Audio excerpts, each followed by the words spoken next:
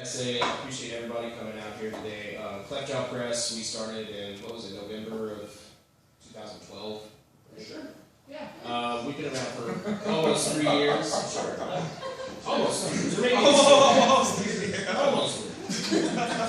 Whenever I was young, my dad would tell me if it was time for my birthday or something like that, he would, I'd be like 8 months out for my birthday, and he always remind me that I wasn't 12, I was going on 13. And so now, anytime that I reference time, it's pretty much in that manner. It just makes me sound like I have dyscalculia or something like that. I'm going to start off today with a couple of poems that, I actually just ran across. I used to do a lot of sketching when I was a kid and got kind of like addicted to the texture of sketch paper. And recently I've started like writing poems on sketch paper.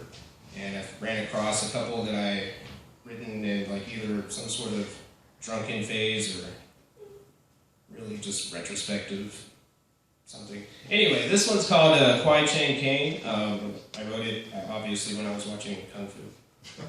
Big ups to S.A. Griffin and a conversation we had on his back porch once about Kung Fu. I still remember that. So,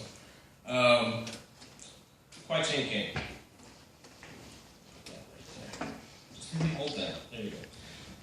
Concerning the law and whose benefits serve, the all-inclusive law, the law that does disservice when mistaken for selfishness, for dishonesty, for wisdom, given that it is best to serve and be served, teaching both parties groundswell riddles that made up the earth, our feet would fit better in briar patches or barbed wire, our knees better suited bent in the direction of smoking barrels, and our posture scholastic, like scoliopaths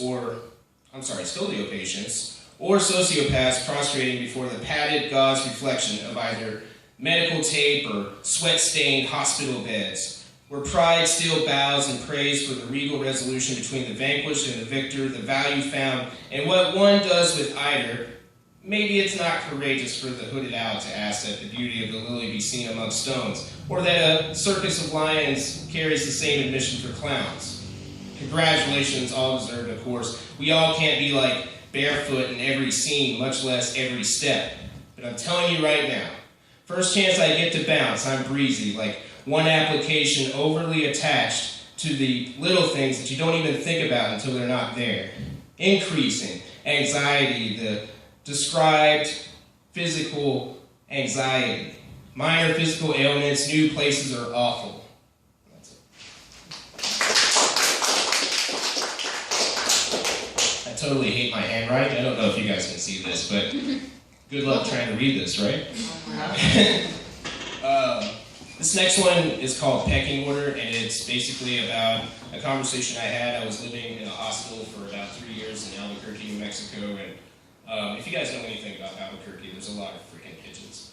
A lot of pigeons. And it's covered in shit, the hostel we were living in, so this is about a story about pigeons and pecking orders. That's the name of the poem. It's described as the ultimate squabble, a squash match, the neighbor says, a hawk on the rooftop of the tattoo parlor next door is pecking the eyes of a retard pigeon. The pale white one with the rest of the group shuns, the one without numbers, the solo red-eyed albino coward with mites, the one that's most hungry. It's a series of rounds, a duck-and-cover pecking order, which any Ayn Rand fanatic could see the appeal. Nonetheless, the neighbor doesn't come out and say whether the pigeon was picked clean, just that it was a squab, and didn't know well enough to get off the roof. Leave the game, forget the custom, and choose a new fucking perch.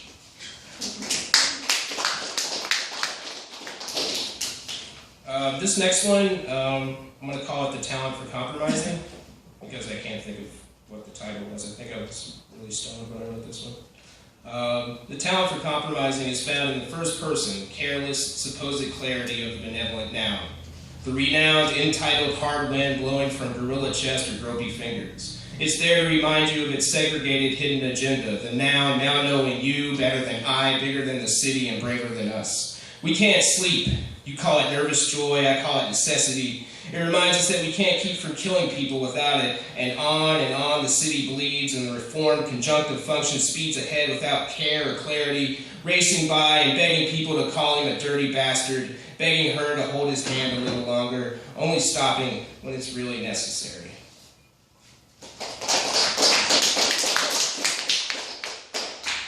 this next one, I've got kind of like a really profound obsession with Jean-Michel Basquiat.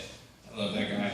And Dustin's artwork like really reminds me of it. I think that's why like one of the reasons that me and him like really connected at first was I just really appreciate that. And I'm gonna dedicate this one to you, man. This one's called Stacking Jean-Michel's White Wall Tires.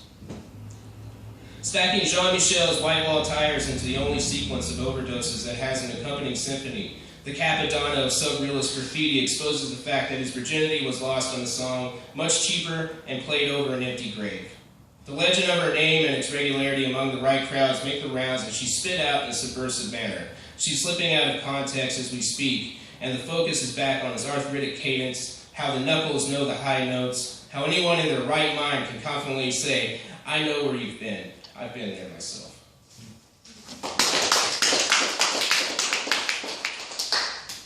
This next one is called Arthur Rimbaud as an adamantium exoskeleton. And I was actually doing like a little extra background work recently on a little show called Better Call Saul, and I wrote this like on set, so I really like this one. An extra with dry socket dreams of mongoloid white tigers and Hollywood scatology while leaning on a hot sweater and unanswerable prayers for pain relief. He finds little faith in saline, recognition in rats voiced by Vincent Price, and solace in the precocious memories of all the TV sets from his push-dial adolescence. He has love for a tall woman that brings all the Amazonian fantasies to the forefront. A woman who fingers herself to the idea of more women and one adaptable man. A man with metal in his bones and 4 teeth missing. During scenes involving the child's refined appetite, he's grown to see objects of desire without static snow and laminated pages. Breasts that breathe on their own in the dark. Legs without stainless steel garter belts and gold star emblems from Greek mythology. A wet pussy. A pussy wet with cartoon depictions of the deeper fantasies involving him, uninvolving him. Celebrities, heroines, webcam fangirls who reaffirm his own polygamous inclinations. The salt in his gums keep him grounded and aware of the cotton heat, the elusive slow start, and the irony behind unexpected twists on words like majestic creatures who know the definitive course of love, sex, Hollywood, and tooth decay.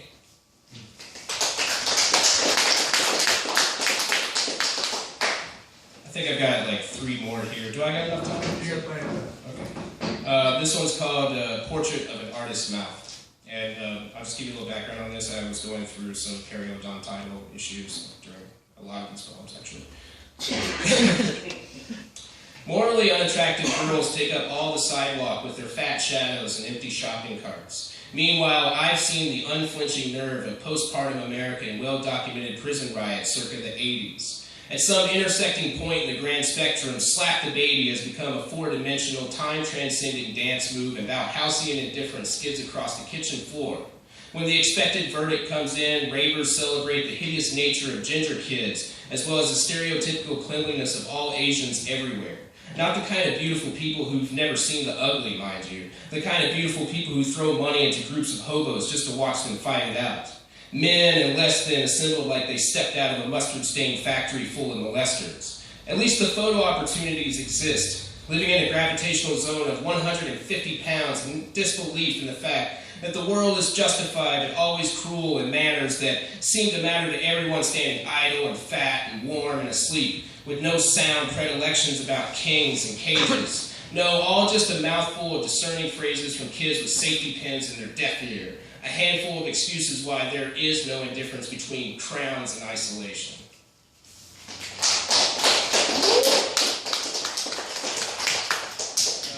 This one's called The Beacon of Relentless Will, and I wrote it while watching a David Cronenberg movie.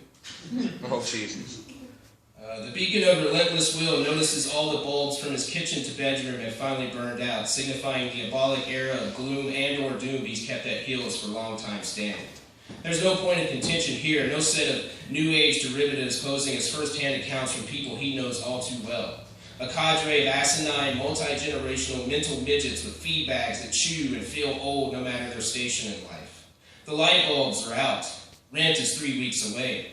He cherishes scraps of aluminum foil and trimmed nails like a saving grace, wet naps and old prescriptions. There's 1 potato in his cupboard and a package of Lowry seasoning, but he can't discern the flavor.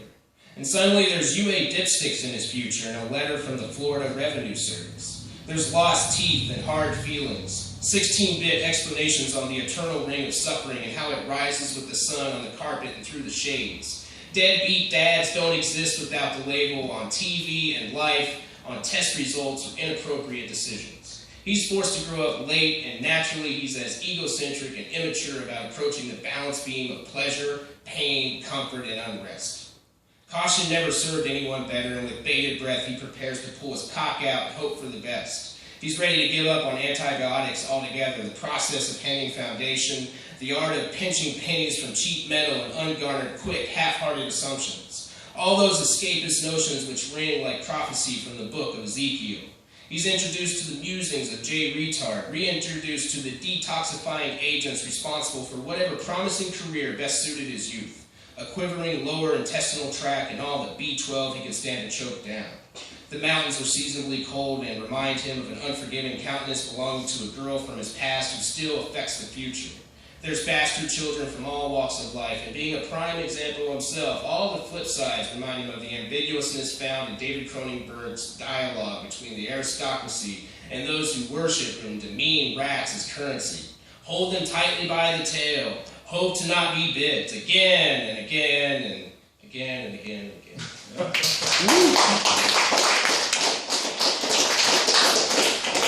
This last one I actually rewrote last night, and there's a lot of talk about, obviously, white privilege in America right now. There's a lot of fucking bullshit happening. And I wrote this poem originally back like a couple of years ago, and like I vaguely mentioned Fred Hampton in it. And like after everything that's been happening, I had to sit down last night and try to rewrite this. So I hope you guys will bear with me. It's a little angry. And You're angry, man. Kid. It's called Inner City Toughs.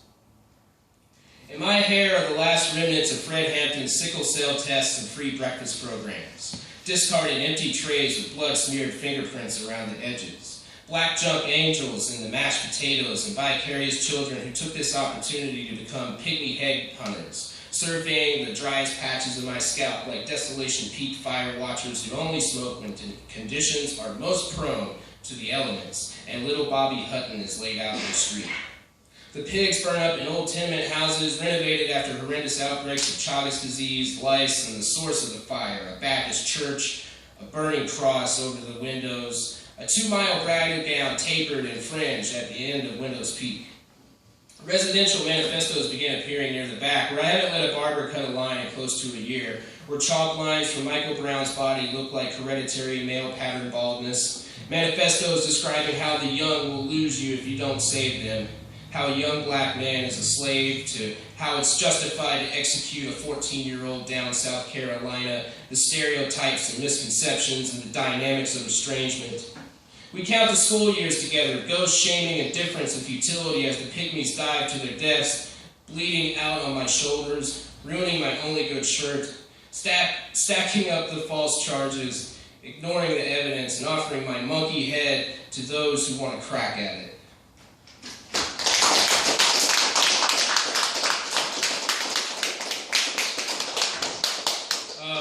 Thank you guys once again for coming to Left Jaw Press and MJ Taylor, who put out a book this year entitled Rattled. I have to say that by far it's probably one of the best poetry collections that we put out through Left Jaw Press, including mine. I'm going to put mine in that list too. So let's give it up for MJ Taylor.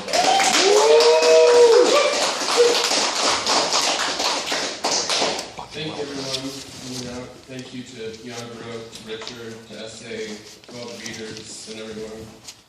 I'm going to start with a poem I never have time to finish reading. I always mean to read it, but it never happens. So this one is Friday Night at Ming's Oriental Cafe. And I do have copies of Rattled for sale. We might still have some of Jan Baroque at the bookstore. But before you buy my book, make sure you buy a Scott Wamberg book, or Voices of a Lady, Essay, or there's a lot of books to buy before this book. So I'm going to start out with Friday Night at Ming's Oriental Cafe. It's surely happening here at Ming's Oriental Cafe, though truth be told it always is. You just missed the larger than local but local state wrestling champ with reigning records and supreme sportsmanship ordered crab rangoon and chicken cashew. I stole the company of the family sitting in front of me, wrestling fans no doubt, drawing an autograph from the athlete on a post-it note while awaiting his carry-out, bubbling over in discreet ecstasy after meeting him, a mother's moment, a block to build from, the young son, the novice wrestler. Little do they know I too am an athlete in the great game of drudgery, but at this point would decline to give my signature. The click, clank, clang, sizzle, sis behind the counter halts a beat, and the owner's wife approaches, hollering, "Chicken cashew! Chicken cashew?" "No, not me," I said. "Chicken cashew with crab rangoon," and the athlete manages to disengage from his iPhonic days to take the brown paper bag. Before his hand hits the door, the dad naturally must insist on a photograph, just son and pro, who graciously accepts, but quivers politely once hearing the photo shall be the Christmas card this year. Daughter, lone and pouting, slouched in chair. The athlete has left the building. The family pours over in joyous sounds of laughters, oh my's, oh dears, and am I really here's? The mother proclaims the autograph note shall be pinned to Johnny's bulletin board, so as to keep him motivated to keep wrestling. They then fall to the iPhonic days and play a loud news feed about the athlete from over 3 years ago in the cafe where I'm the only other patron. They finish eating, and ain't that when the regret always begins? Damn it, Dave, you should have had them get in a wrestling pose. The father is aware of his wrongdoing. Nevertheless, they leave, full and happy, revived by a star, and Dave with just the right amount of reservation. I love that poem.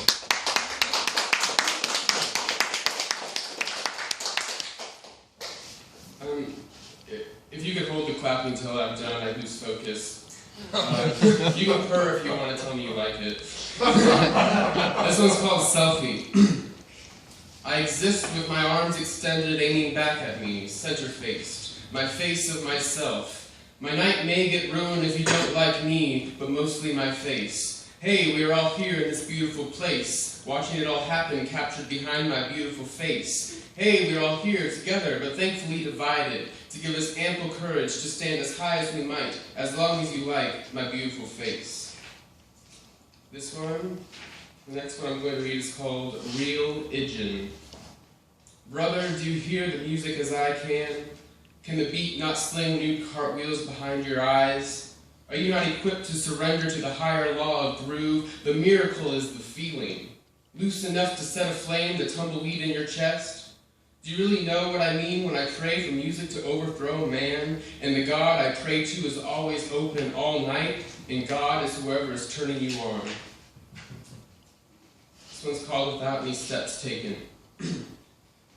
My ankle impregnated with peach. Found myself at the bottom of stairs, starting from the top, mind you, without any steps taken, with 2 full-grown baboons on top of me, ear bruised. He punched me inside the ear. I mean, what the fuck? Though I hit one's lip and eye real bad before that, his thin bourbon blood accentuated matters, I swear still. And there's always the overwhelmingly obnoxious white trash woman in the background, pointlessly escalating matters, screaming, inserting herself, pining just to be heard and to truly be a part of something.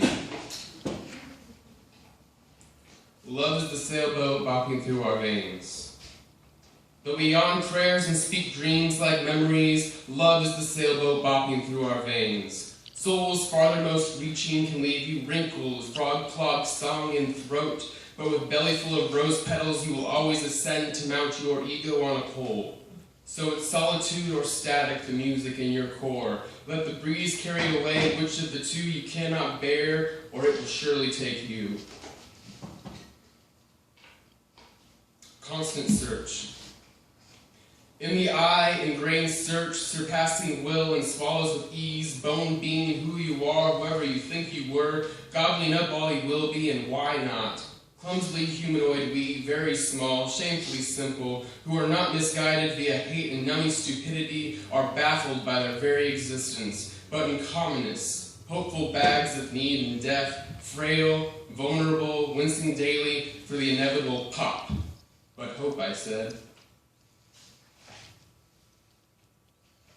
I'm going to read some new poems. Some new poems so new that they're not even typed. Kid, I tell you, it's as easy as pouring whiskey from the bottle. We're all just lunging towards the little warmth of our existence, and that's what I'm doing, have always done. No, I don't mess with that extension of God's hand crap. I'm solely here to compartmentalize my anger and passion, lend a hand to the lunatics, and pay homage to 100 hip ghosts. I'm here for the music, stay for the occasional flights of love.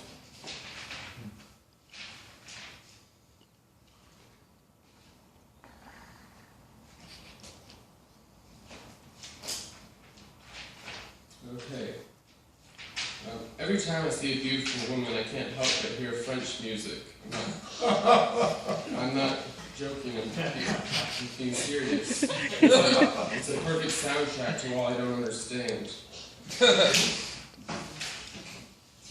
So when I look at my girlfriend Allison, all I hear is French music.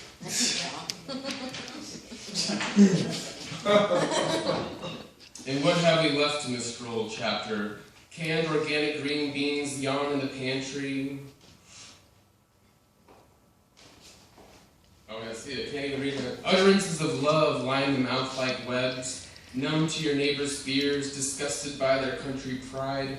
Placed like a stone to fling your prayers which exceed breath. What is left is all there ever was. Look to the sun. Exert last gasps of freedom. Remind your boots just what they were built for. This one I think is called Banking On. I create to please you. There, I said it. Albeit all I create will roam the universe unseen by its muse. Riding Kel Robinson's horse called Desperation. Bent, busted knuckles clenched round reins of who cares. Cracked faced against the weather of eternal wander. But perhaps, maybe, one of these days, by the starched command of soul and the celestial grace of Luna, approved by the higher nod of Bill Murray, everything will align just so, and what you feel is all I create for one perfect, satisfying second.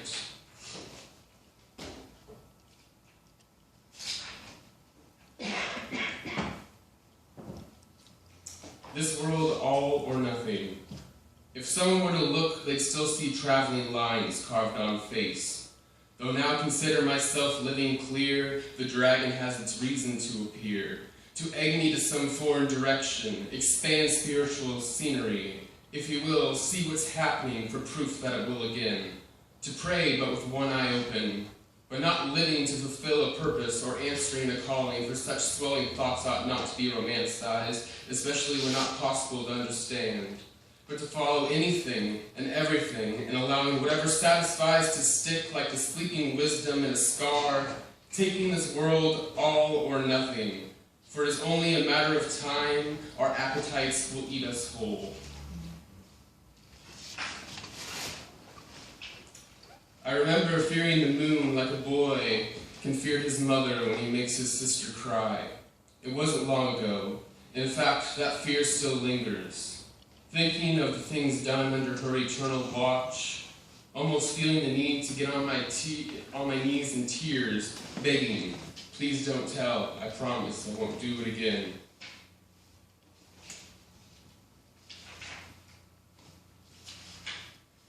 This one's called a Vinoville. Their sleepy eyes close like their city, 9 p.m. sharp. Their white fences and uniform lawns stand at attention. Their city, the only one they've known. Pain is but a dragging inconvenience, like the calls they must make so the morning paper won't be thrown near automatic sprinklers. And fear is an empty bottle of lotion just after 9 p.m. And I'll read one more poem. Actually, I'm going to read 2 more poems because the last one I want to read is one I wrote for Scott, and I read it here several years ago, a couple years ago now, for when we were all here paying homage to a brilliant poet's life and all the people he touched. But before that, this one called Work for Yourself. If my hands could manipulate paint or clay, my need and vision would reach consciousness completely clear, direct, as mine has been spoiled. But left with word and abstract plea, a fly equally apt to land as gets swatted. A mime in the world of the blind works for himself. A poem can't hit a target if in the end, love wasn't what drew back the bowstring. And I thank Yama for that finished product because he helped me tighten that poem up actually. And the last one is called Fairly Well, My Nightingale, and it's for Scott.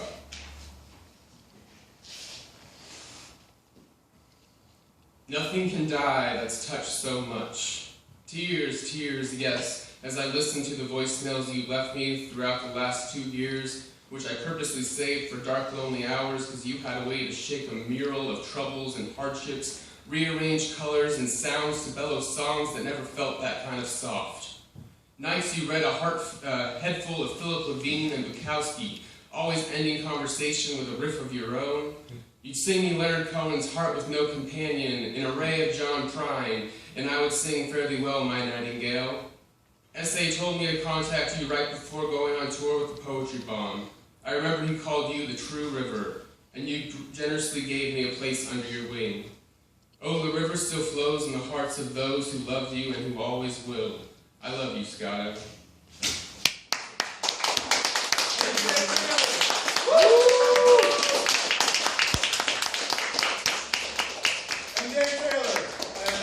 I want to thank you all for coming. Great reading, guys. Really was a great reading. Really was. And do buy their books because it costs a lot of money in gas and plane fares. So, and you guys probably already have their books. But anyway, thanks for coming on this beautiful Festivus holiday. Shortest day